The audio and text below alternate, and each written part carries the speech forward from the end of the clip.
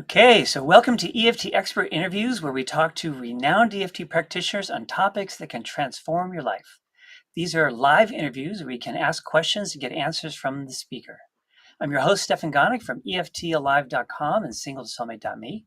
And today we are talking to Kate Marillat on the topic of tapping at the crossroads, navigating life's big decisions and events. So Kate Marillat is a Hay House author, EFT trainer, and coach who helps people navigate life's big crossroads, from grief and divorce to global moves and career shifts. A widow and solo mom of two, she's led transformational group programs for over a decade and mentors EFT practitioners worldwide. Kate is the founder of the Tapping Collective and creator of the Anxiety Reset and Tapping to Thrive. So welcome, Kate. Great. Well, Kate, it's awesome. Hi, it's so good to be here. Yeah, really lovely to join you. Thanks for having me.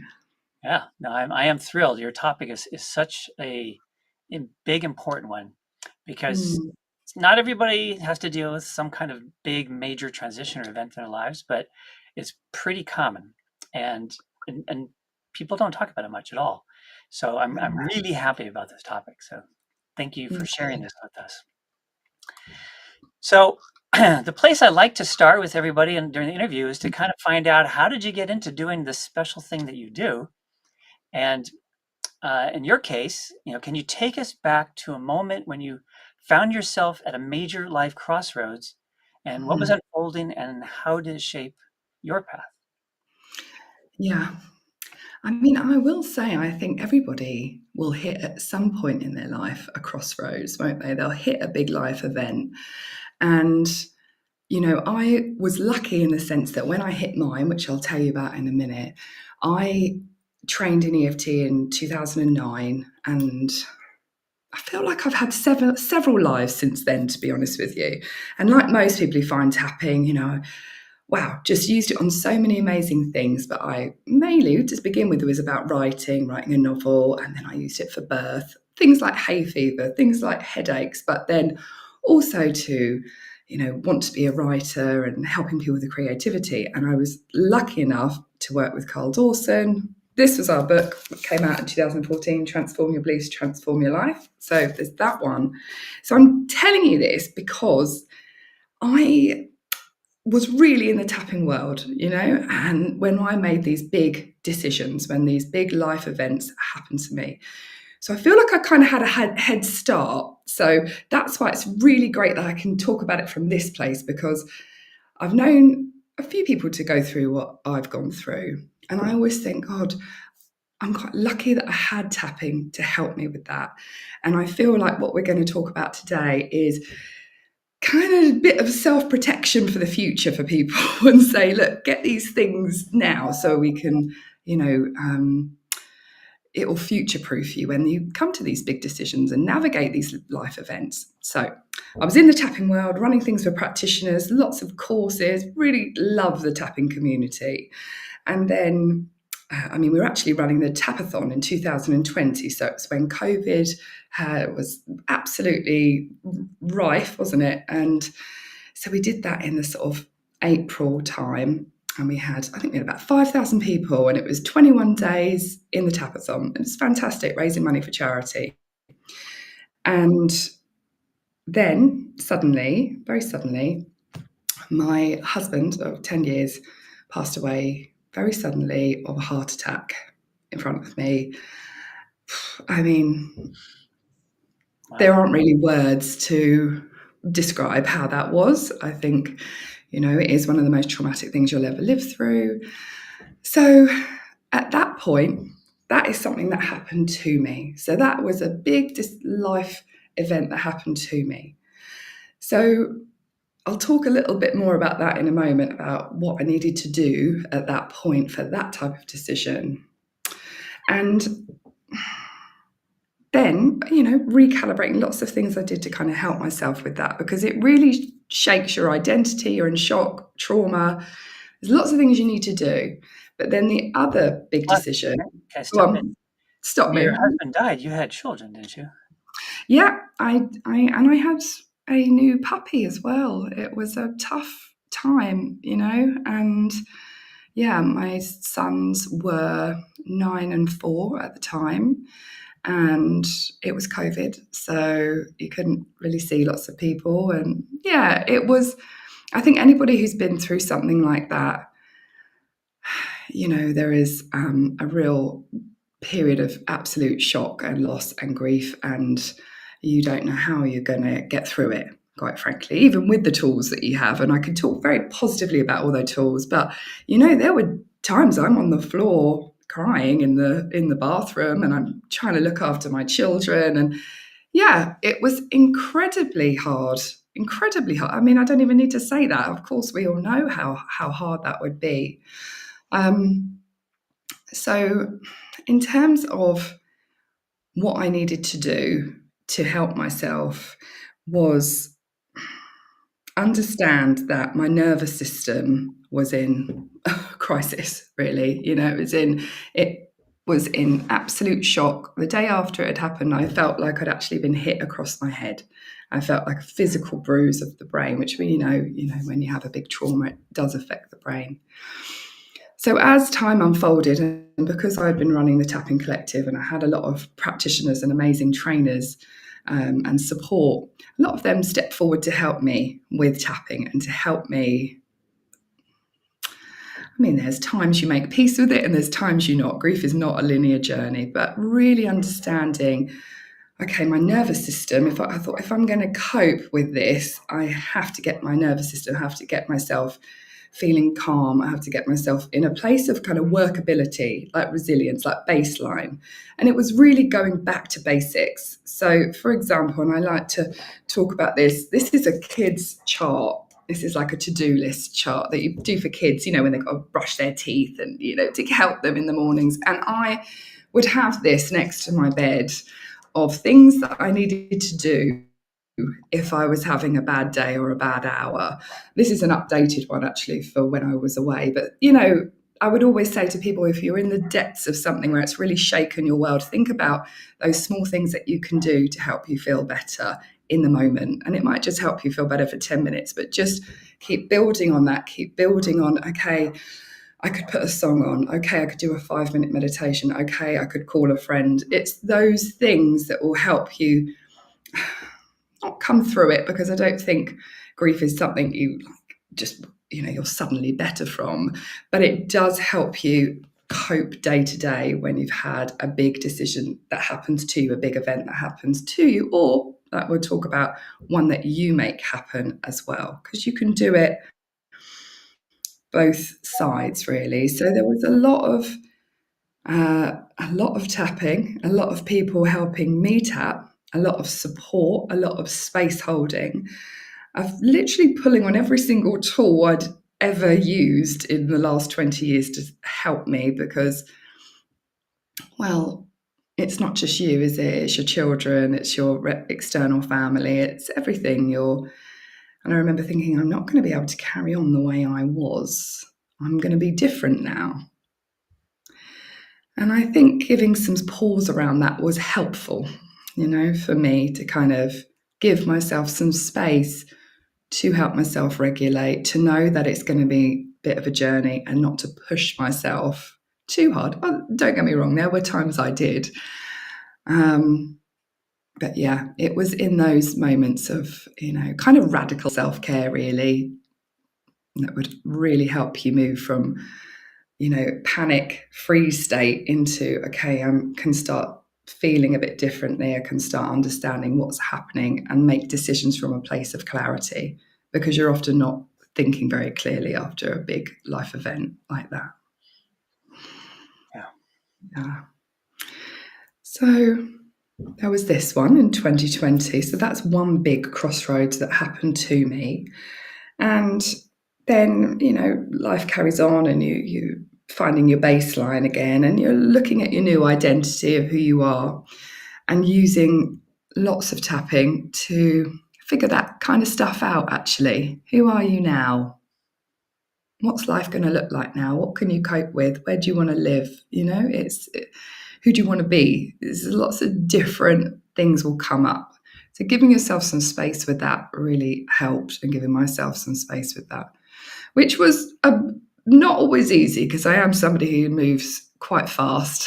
So yeah, that it did help to have friends and reminders, and tapping helps you do that, doesn't it? Tapping helps you calm yourself down. You still might not know what to do, but it gives you a moment of pause. It gives you a moment of clarity. It allows you to stop and think, okay, I'm going to really tune into how I'm feeling right now. What's actually going on with me, so that I can make a decision from a calmer place rather than from a triggered place. So, and when, in those big life events, you're triggered, well, it can be triggered a lot of the time. You're in a fight or flight. So I think getting your nervous system and your energy back online is kind of the number one thing that I needed to do at that point. Then you made So, go on. I was just thinking, you made a dramatic change in your life. Yeah. So in 2024, I decided, so that was 4 years afterwards, after Nigel had passed. And this is a decision that I decided to make. So this was something I thought, okay, I'm at a crossroads here. And I'm not going to go into all the ins and outs of my children's journey because it's their journey. But I think as a mother, I could see that we needed something different as a family. We needed some more reconnection. We'd been through a lot. And I heard this a little while ago, and I thought that is really what I wanted to do. I wanted to rewrite the narrative, actually, for them. I didn't want them to look back at their child and think, my dad passed in my childhood. And that's not going to change, but I wanted to give them something like, and I did this. And what I decided to do was take the children to Bali in Indonesia. Now I live in the UK, so it's basically the other side of the world, by myself. And we went September 2024. And I wasn't even sure how long I was going to stay. I knew it would be 6 months, but I wasn't quite sure. And by that point, I had a 13 and a 9, 10-year-old. So, it was not a decision I made lightly, I tell you that much, because as a solo parent, and I have amazing support, I'm sitting in a cabin that I just built. It did not look like the right thing to do in lots of ways. I think my family were like, what are you doing? But actually they understood. And it did feel brave and very scary. And there were times I thought, I don't know if I want to do this. Is this the right thing to do? Am I being stupid? You're going there, with no real support. But we did go, and we're back now, back in the UK. So we've been back 2 months. So we were there for 11 months in total. And it was amazing in loads of ways. I met some incredible people. My friends are there. I could talk about Bali for an hour, but we're not here to talk about that. But it's a very sacred, special place. And the healing that I needed to happen and the shifts that I really went for and invested happened. So even though I was at a loss, is this the right thing to do? I don't really know. I'm stepping into the unknown, but I could feel in my gut, and my intuition was like, go, do it now. And I think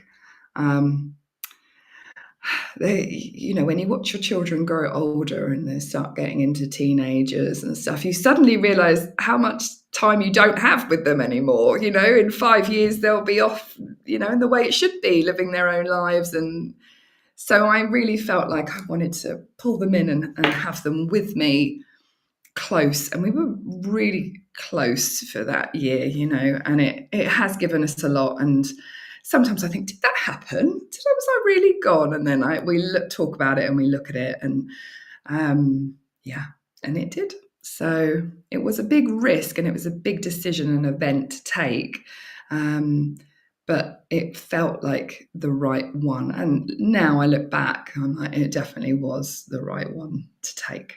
So So That's yeah, really good. those That's are a beautiful the thing to do. two big things. Oh, sorry, I thought you'd finished. I think it's a beautiful thing to do with your family. As you Yeah. said, it's not just looking back going, yeah, my childhood is my dad died, but Mm. they had this incredible adventure. Yeah. Bali's a very different place than the UK or the US. I've been there Yeah. too. I It's couldn't, very but I mean, I fulfilled a lifelong dream of having a scooter. It took me ages to get confident, but I was, whizzing around with my kids one at a time on the back, and met some incredible people. There was a beautiful community that I was able to step into, and yeah, it was. I really wanted them to see something different, and also that kind of, in some ways, appreciation for what you do have. Like you come back and you're like, oh, like we love this, and this is how we change, and this is what we learn, and this is. So yes, I but saying that, I sold my car, I rented my house out, I had to organise visas. I was still, I thought, I don't know if I can do this. But again, it is nervous system regulation, tapping, self care. I mean, I am somebody who takes my self care extremely seriously to the point I'm thinking, yes, it's not that I spend a lot of time doing it because I'm pretty time poor in lots of ways. I make that time count and make sure that there's some tapping. I make sure that there's some self-regulation. So, because after both decisions or events that had happened, this space between the action of this was important around like having stake stand, Kate. like Call, we needed Kate, as that. Kate, Hmm, excuse me a sec. So for me, yeah. you're kind of freezing a lot, but I don't know if that's true for everybody. So for the Oh, people who are with us oh, live, if you can please just in the comments say whether or not you could hear okay. So I can, I can hear fine, or yeah, it's breaking up or something like that. let Uh, us know. and if you haven't already done so, please close all your Facebook tabs. If you Oh haven't, yeah, all closed. okay, great. So it's actually about a 10-second delay between what we say and people hearing. Okay.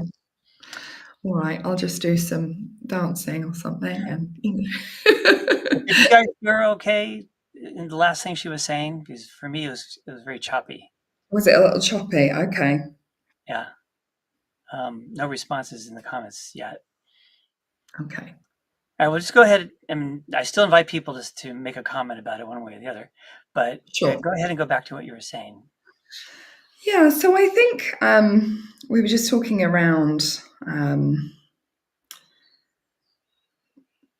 the fact that Orwell can be quite obsessed with action rather than slowing down and really taking a pause. And I think when people hit those big decisions or events, the number one thing really is to take some time to pause at that place. So somebody just commented, it was bad, but now it's okay. Oh, okay. So when it was bad for me, I guess it was bad for everybody. All right.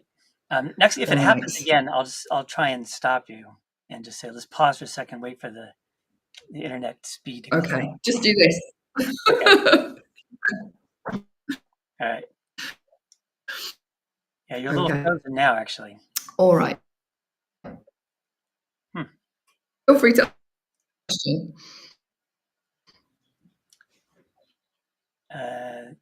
Yeah, oh, there you go. You came back. Okay. Okay. Are we all right? Try talking now. I apologize to everyone. I'm not sure why this is happening. I'm sorry. I don't know what's happening over here. Always fine normally. All It's right. good now. Go for it. All right. Good. So, Well, you start talking about that pause between what's mm, happening and taking action. Yes. So I think that when we are at these crossroads, when we're at these big decisions, when we're at these big life events, um, the world often wants us just to hurry up and move along and it be okay. And I think it's what tapping does so well is just helps us calm that down and think about, okay, I'm in this space right now where I'm making big decisions, or this has happened. I need a bit of space. I need some time to do some tapping. I need some support with this. I need some self regulation tools. And I think sometimes, and I've seen it, people can have a trauma, make a big decision, and they're just running. They're on this fight or flight, next thing. And what we actually want to do is, okay, we need to ground, we need to reassess what's happening and take a sacred pause for ourselves before we rush forward. Reassess, okay, what do I want that to look like?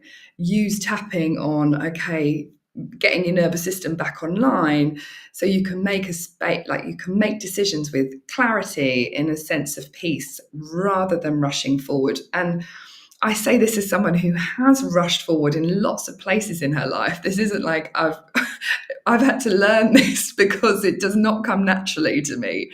So I think when I see people when they're at these places, it is about, sometimes you just want things to change and be better and go. And actually sitting in the uncomfortable part of that, you will get so much relief and healing from like working with that. Then you can really move forward in a much easier, calmer way, I think. Yeah. And sounds like and much more in sync with what really is right for you rather than just doing something to keep going forward. Yeah. And it also means that you can listen to your intuition, you can make space for creativity. And I think one of the things that really helped me and has helped a lot of my clients when they've worked through this is understanding that there is a change of identity. And how are you going to get those needs met in your life, your human needs? How are you going to get them met in this new season of your life? What else needs to happen? And there's a good way of sort of future proofing yourself for this. So, for example, I was working with someone and, they'd sold their business for over £1 million. And it was like, oh yeah, new lease of life, but hadn't really figured out what they were going to do. Just, got the money, amazing.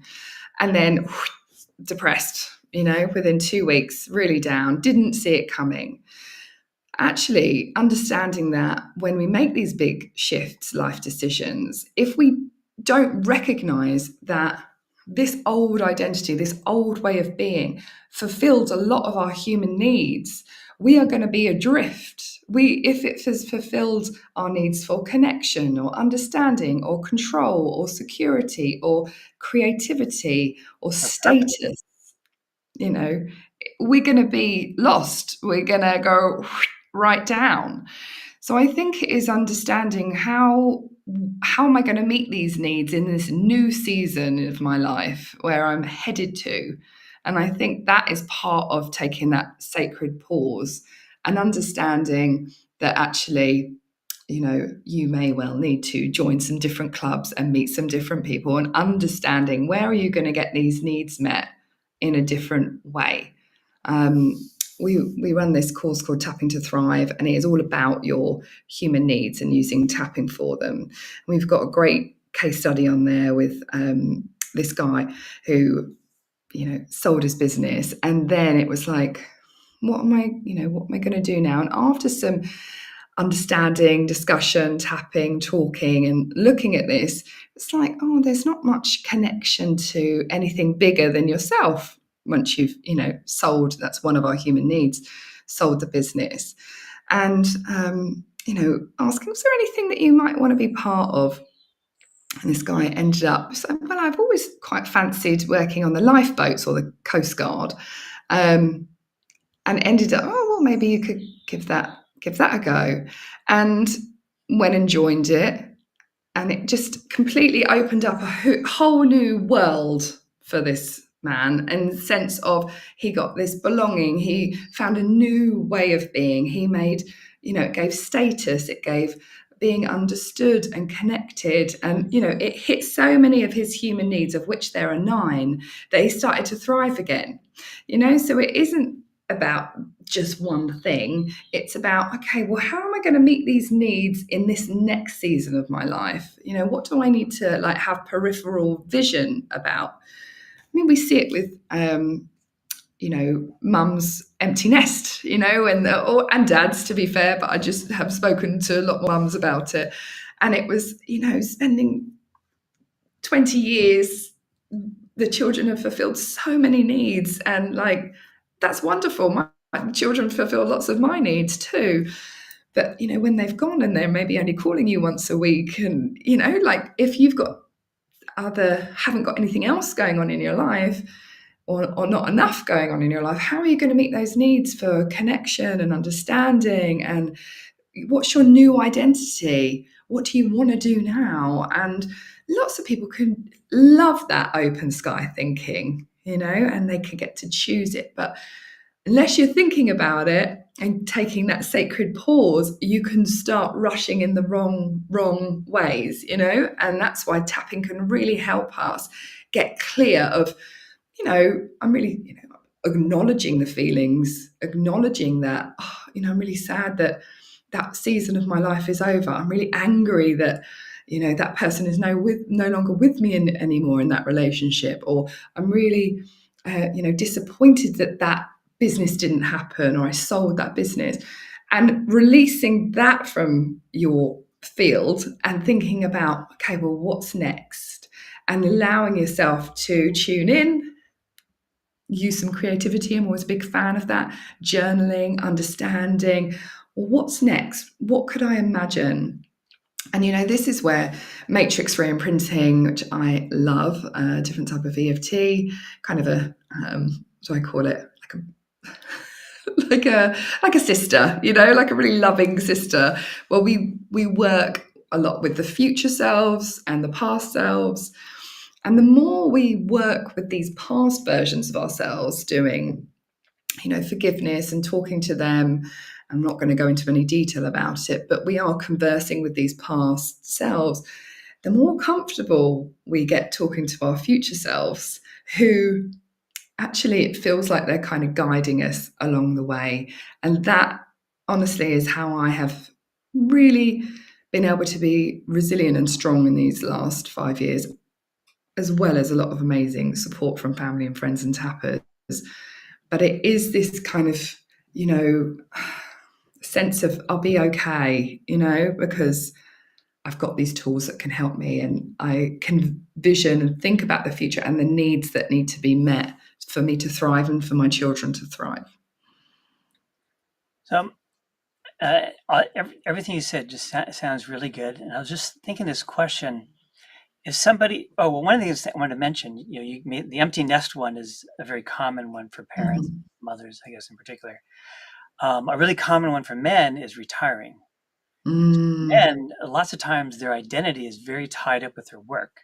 Yeah. Their work is over and they're retired, which is supposed to be, yay, I'm free, I get to do whatever I want. But a lot of men get really depressed then because they feel like they've lost their identity. They're not, it used to be, well, who are you? I'm a lawyer, or I'm a doctor, or I'm a mechanic, or I'm a something, right? So they think of themselves as their work. And so it can be really hard. And then a lot of times those men will just become couch potatoes and watch TV all the time, because it's a painful place to not know who you are anymore. And they don't take that sacred pause. I really like that term. The sacred pause to go, well, where am I now? And what do I need? And where do I want to go? And purpose, I think, is a big part of it. And you're listing all these things about, what the needs are. And I think a big need for people is purpose. And I think for retired men, that's a huge one. It's like they lost the purpose. Right. And I was having this conversation with a really great guy called Eric Maisel, who teaches a lot about creativity and psychotherapy. And we were talking about purpose sort of versus meaning. And I think both are valid. It's not that it's wrong, but we can get kind of, where's my purpose? And it feels so big sometimes, to have a purpose. And whereas I think a good question that I've found and use is, how are you going to make meaning today? How are you going to make meaning in your life? And that can be a day to day, or it can be, over a week, or it could be linked to purpose. And I think as humans, we're looking for how. Go on. Frozen. You got choppy for a second. Okay. Okay, I think you're back. Okay, go ahead. Okay.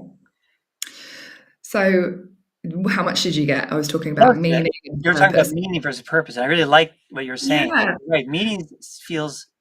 It has a feels different feel than easier, purpose. doesn't it? Yeah, I like it. Yeah, it's like, some people, they go, right, I mean, I'm writing another novel, okay, and it feels like massive.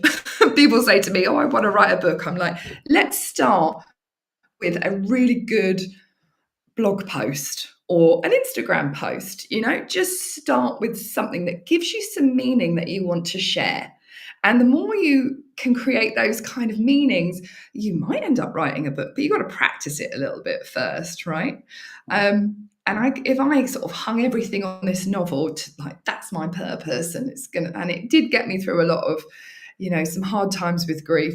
But if I go, actually, the meaning that it's giving me is that I'm going to work on this for half an hour a day, and this really makes me feel good, and it's given such a good meaning to my day.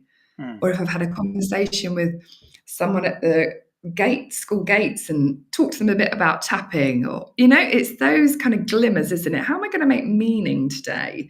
But I think you're completely right about, when we put all our eggs in one basket, basically, like the job basket, the career basket, and that suddenly finishes 65, 70, or whatever age, and all of a sudden, gone. And it's like, how are we gonna what are you gonna do now? And I mean, people are a lot more clued up now than they used to be. And I hope people are getting more help thinking about, or getting questions like, what do you want to do next? And that's what sort of one of the things tapping can allow you to do, what I've found with creativity, is working through the points. Once you're in a good place, you've done some tapping to release like the worry and the stress and who am I now, giving yourself some questions like, I wonder what's next. I open myself up to receiving some signs or some guidance to this. And that's been very helpful for people, in terms of, if people don't know what they want to do, just tapping on that will really help. I don't know what I want to do, and that's okay. I accept myself anyway. I don't know how I'm going to navigate this. That's okay. I don't need to know everything right now. Maybe I can release the pressure from having to know everything right now. Maybe I can give myself some space. Maybe I can pause. Maybe I don't have to have it all figured out today, but I'm making progress with this. And I think that gentle, loving voice you can give to yourself, like you would to your best friend or your child or your spouse or your dog, saying that to yourself, kind of giving yourself that hug and that space, and being like, it's okay, you're going to figure this out. And then allowing yourself to be like, I'm open to it. I'm really open to some ideas. I'm really open to the right people asking me to do things. I'm really open to finding what brings me joy. And I think those kind of questions can really help open up the field to new things coming in. That all sounded wonderful, and you're actually answering the question I was going to ask next, partially. So let me ask it anyway. And sure. I was thinking, if somebody is, this is all about tapping at the crossroads, navigating life's big decisions and events. Yeah. If somebody is just went through one, so somebody listening to this interview, and they're going, yeah, I am really struggling right now. Something big just happened either to me or I made a big decision, big Mm. transition. Could you like lay out, like if somebody could just Yeah. contact you or another EFT practitioner or something, but if they wanted to try and just manage this on their own, what would be like a framework that it can follow, which would include the stuff you were just saying? I think that'd be a really important part of it. But if you could you like lay it out, like first, why don't you do this, and then you can do this, and, Yeah. Well, I think really the first thing is back to basics, which is food, exercise, sunshine, sleep. It's, those kind of four things really thinking about my basic needs getting met and getting yourself kind of, and that is easier said than done when you're right in the midst of it. But also with that, having some support, telling somebody I'm really focusing on these key areas. And exercise can just be going outside for 10 minutes, having a walk, So I would say that's number one, is really to get yourself there. And if you can't get yourself there, I would suggest doing some tapping on, even though I can't do these four things right now. It's okay. I'm going to accept that, and I'm open to that changing. If you're in a really bad place, do reach out for support. I had a lot of support holding the space for me to work through that. And that isn't just a one-off. That is like, somebody holding your hand through it, holding some space through it. And I think just looking in a second thing is about support and thinking, who have I got around me that I can really be myself with this stuff with? You don't need loads of people. You just maybe need one or two that you can really speak honestly and openly, who will not tell you platitudes, who will not ignore your feelings, who will just hold your hand in the dark and say, I've got you. And I think reaching out to those people, being like, I just need you to be with me for a bit, don't need fixing, I just need you to be with me, and asking them for some support would be the next thing I would do. So let's fast forward a bit, and people are starting to feel a bit better and fulfilling those kind of basic needs, and they've got some support. You can hear the dogs. Sorry, next door. And then I would be really thinking about what are those overarching, pervading thoughts and feelings that I've got that keep coming back. And I would write those out and I would tap on those. So if I wasn't seeing a practitioner, I would set a timer every day, a certain time of day, and I would use that time to work through those thoughts and feelings that keep coming back, that and bringing that down. And then once you are what are some examples of those thoughts and feelings? okay, so for me it was, I don't know if I can do this is so hard, and I'm lonely and it's hard, and I would be like, oh, I just don't know if I can do this, it's so hard, it's really hard. Breathing, tapping, it's really hard. It's okay. Just soothing yourself like it's okay.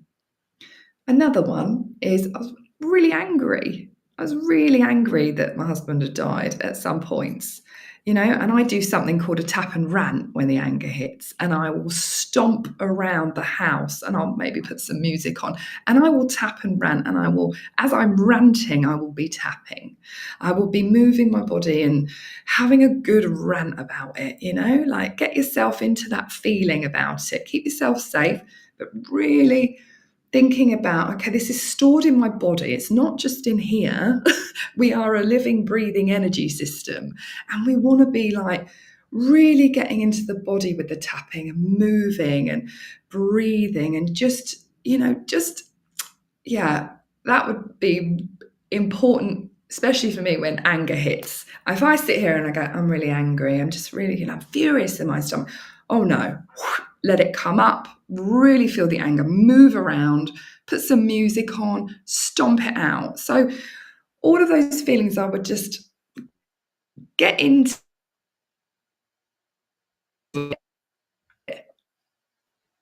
Oh, It froze. frozen. You don't have to. I don't think you have to go anymore. But just okay. You're back. Go ahead. Froze for a second. All right, so You heard we've enough. got. You don't need to repeat anything. Okay, good. All right, and then really the biggest thing that helped me was using matrix reimprinting, having practitioners that worked with me that really got me through, and also having a circle of support. So I was lucky that I've set up a lot of support circles for practitioners and various groups in the Tapping Collective, and I have my own. And I set it up and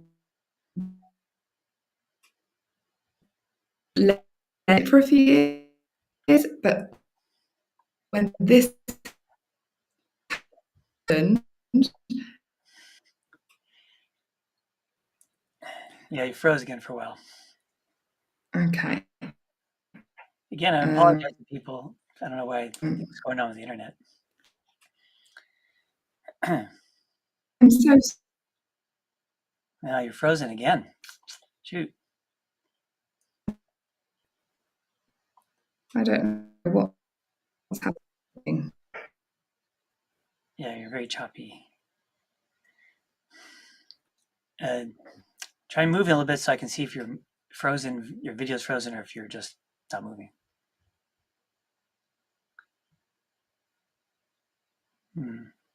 Okay, you're back. Okay. But actually, this is a good point to step in anyway, because you're talking a lot about getting support from your circle, Mm-hmm. which I Yeah. think is wonderful if you have that. But I imagine there's some people going, that sounds good, but I don't have a circle of support. So what can I do for myself? Yeah. Well, like I said, you do really only need like one or two people. But I also think that there are groups that can help. I mean, think about who are the people that support you and who are the people that support them. And would they be willing to be in a circle with you? Who would you want to be in a circle? Do you have a group of maybe 5 friends, and could you ask them to be in a circle with you? If you are a practitioner, you can ask other practitioners. But being in a circle, it can be a lot of work for you to try and set one up, to be honest with you. It can. It's more, if it happens organically, wonderful. But I think for most people, if they don't have a circle and they think, I don't know where to get that, I think start with your 1 or 2 friends that do really hear you, listen. And if you are a tapper, go speak to your tapping friends that will sit and tap with you as you process, and they witness you and they help you through this process. And Actually, I just realized the tapping community is amazing, Yeah, you're getting really choppy and frozen again. I just realized I have a resource that people can use who don't have a circle of support, and that is on Facebook. I have a Facebook group called EFT Tapping Buddies for Everyone, and it's for people who want to exchange. I'm sure Kate will come back. She just went offline for a second, but I imagine she will come right back on. So it's actually a good moment to tell everybody about my resource, which is, like I said, I'll put it in the, as soon as this thing's over, I will update the description of the video to include the name of this group. So it's EFT Tapping Buddies for Everyone, where you can do tapping exchanges. Right, you just get on and say, hey, I'm going through this really tough thing right now, and I would love to do some tapping exchanges with anybody who's open to doing that. You just put a post in, you join the group, and they just put a post in the group asking for that kind of support. And there'll be people who'll even be willing to do it without necessarily exchanging sessions, because you might feel like, well, I'm really a beginner, and they may know more. But there's like 1,700 people in that group that can potentially be a wonderful tapping resource for you. I'll just mention to people that Mm, there's this group I have called EFT Tapping Buddies for Everyone that they can join and just put up posts saying, I could really use some support right now. I'm going through such and such. And there'll be amazing. people who'll tap with you for free.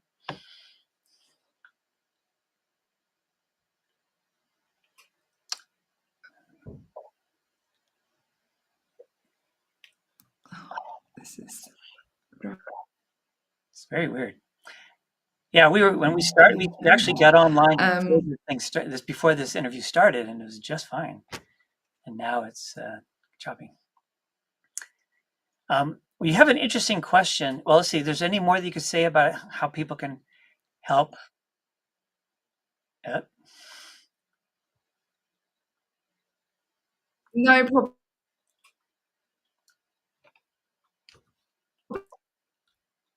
yeah, you're. problems.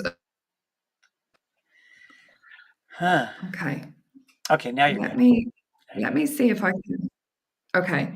So was the question, how can people help other people navigate a big decision or event? No, the question is there anything, you were kind of laying out a process that people who are going through some big event or decision can Mm, do for themselves. And I don't know yeah. if you're done or if there's Yeah. more you want to share on that. Yeah. Oh, well, I think really the final piece of that is once you are in a place where you can start thinking about the future and what you want this particular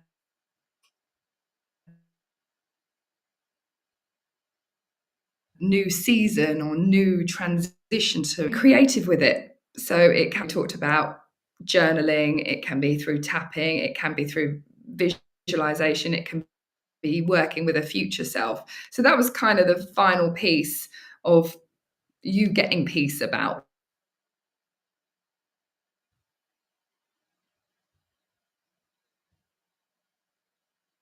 on you. Um, but yeah, taking the pause to do all of those things. Okay. You had, there's an interesting thing that I've heard you talk about before I wanted to ask you, and that is there's a lot of collective grief and change in the air. And how can we hold ourselves steady Mhm. at this threshold?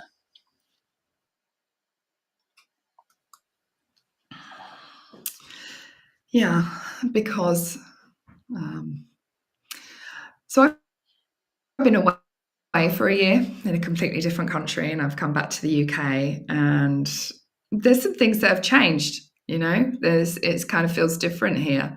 My sister lives in the US. We talk what's happening. We do not need to look too far about what is going on in our world to understand that there is such huge collective grief, and we are kind of at a crossroads as well in many ways as a collective. So I think that understanding that we're part of this bigger threshold and collective grief. And by working on our stuff individually, we are not then adding more to it. And if we do want to help others raise the vibration, then we do need to work on our stuff so we're not adding more into that collective grief. And then we can act from a place of calm and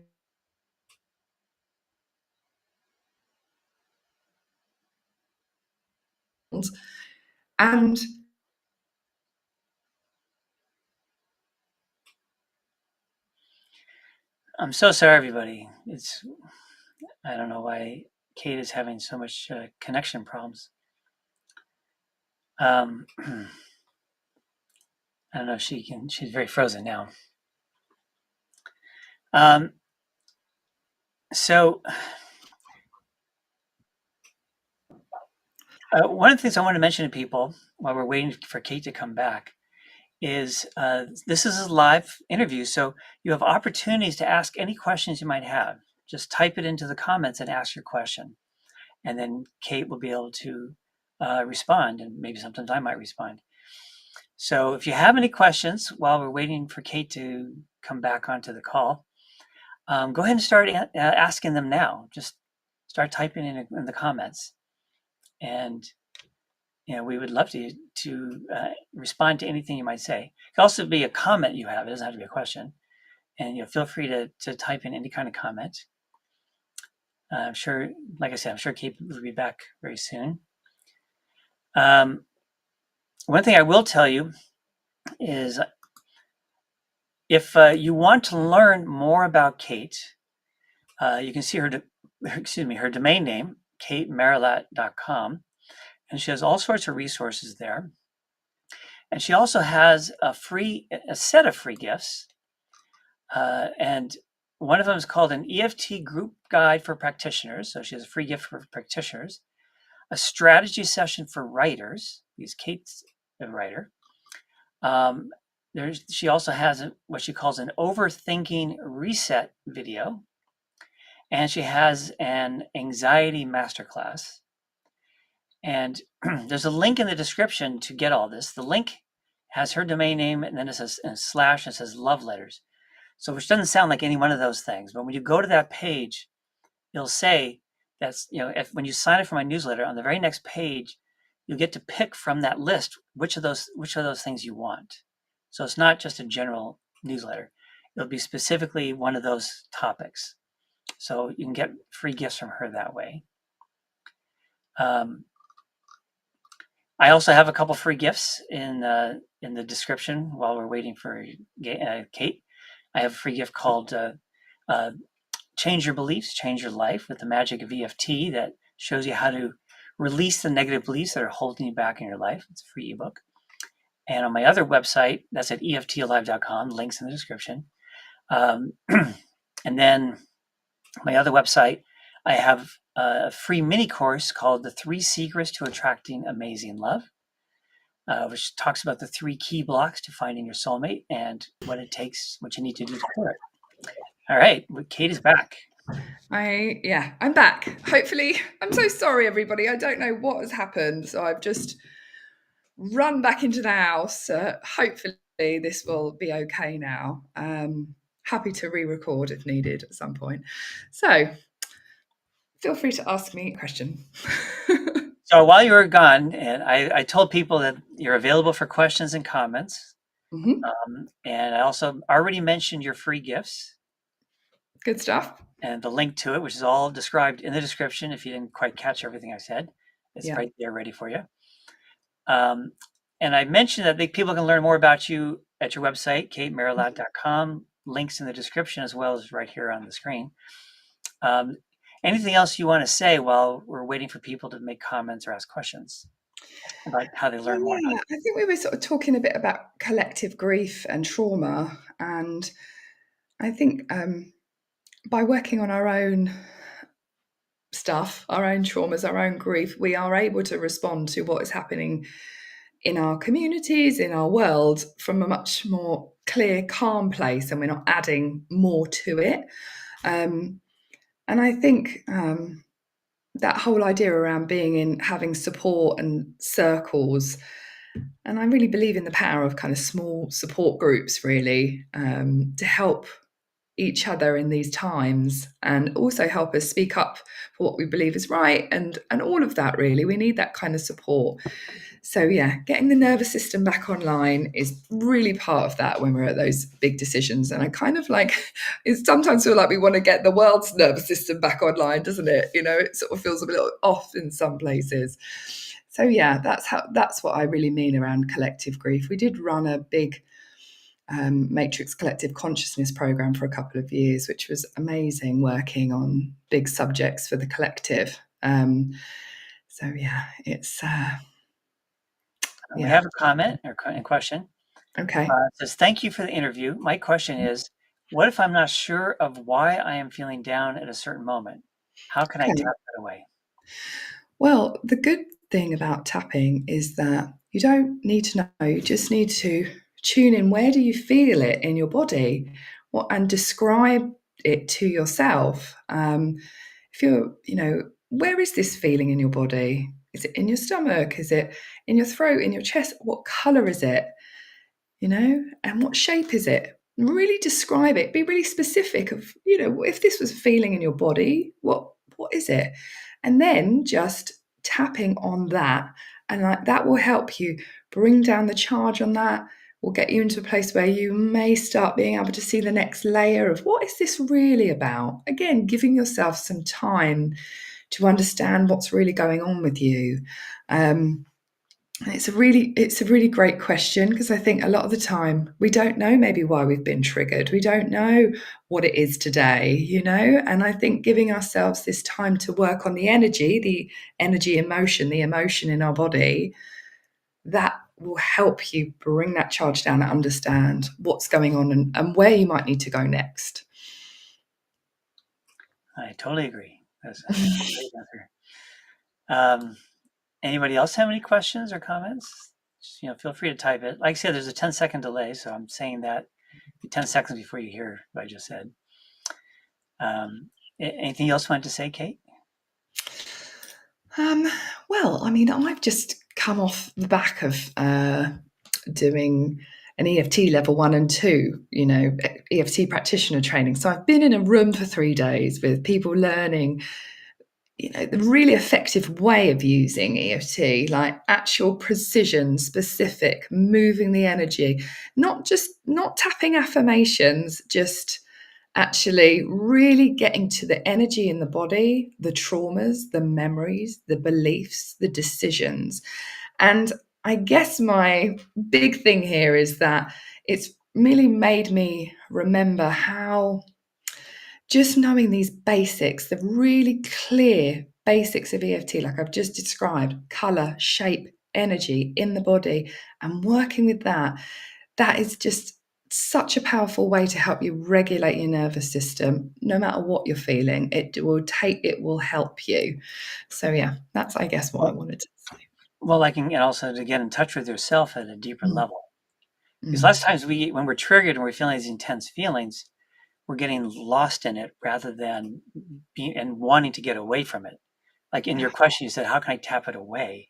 But really, if you do what Kate said, first of all, the intensity will come down, so the pain feeling of it will get less, but it'll also help you, go inward and get in touch with yourself.